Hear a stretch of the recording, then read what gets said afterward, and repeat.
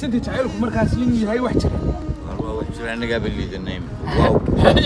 waay jacaylku wax jira leedahay waaw wax ana bay mikilitaaniga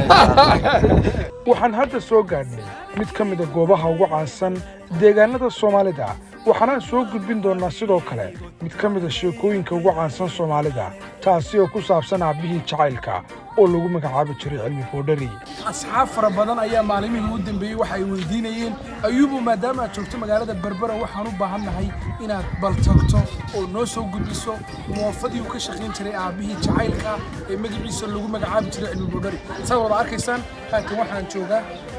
muwaafadii uu ka shaqeyn jiray Cilmi oo ah tan haatan iga dambaysa halkan iyo wax laga sii arkaya magacyo aad u qaban muujinaya jacaylkii Cilmi lagu yaqaan halkan ayaan joognaa runtii waa goob ka caana magaalada Berbera way baashow maadaama aad dhalinyartii halkan ku soo kortay magaalada Berbera isla markaasna si fiican u socday qisada iyo sheekada Cilmi adigu ma aaminsantii jacaylku markaas inuu yahay wax jira والله wax jira anaga baliidanay waaw jacaylku wax jira leedahay waaw wax ana bay mikilitaaniga aad baa saddex xajmaash aad baa ku salaamay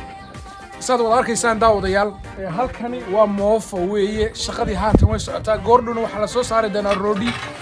dad fara badan waxa ay la yaabeen sababtan halkan u taaganahay waxaan halkan u taaganahay waxa weeye moofadani waa tii uu ka shaqeyn jiray mid la mid ah aabihii jacaylka ee magaciisa loo oran jiray Cilmi Boodhari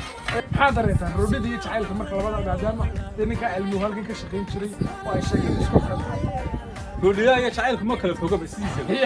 alla ka yaga jira markaan u wadno heesa jacayl qaadnaa aan ku dhameynaa dabka iyo waxa marka waxaan leedahay waxa weeye roodida iyo jacaylku waa laba isku lamaan way isku lamaay marka tolmo markii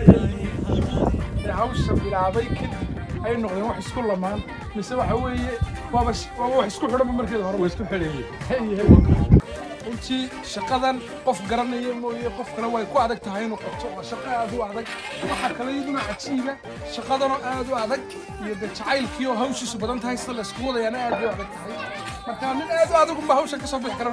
asxaabtan waxaan rabaa inaan tuso tani waxa weeye roodida ka soo baxda moofada ama warshada lagu sameeyo hadba sidaad u taqaanaan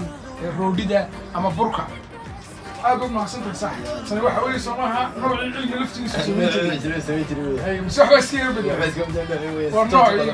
marka dadka ku daawanaya waxa leedahay waxa weeye qofku rooridan culimada jacaylku dareemay jacayl waa dareemay waana ka mid noqonaya haatan waxaan gacanta ku hayaa roodidan oo ah mid lagu xasuusto Cilmi Boodhari waa tahay sidoo wada arkaysaan waxa imka iga dambeeya taaladan oo lagu tala galay in lagu xasuusto Cilmi oo ahaa aabihii jacaylka sidoo kalena waxa laga dhisay mid ka mid ah xaafadaha magaalada taalahaan ayaa looga dhisay si loogu xasuusto isaga maadaama halkii ay hore ugu taalay moofadiisu ay haatan noqotay